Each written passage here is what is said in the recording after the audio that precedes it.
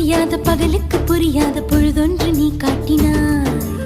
இதயத்தில் நீ இருப்பதனால் நான் தூங்கும் நேரத்தில் என்னுள்ளே தூங்காமல் நெஞ்சுக்குள் மாயாடினாய்.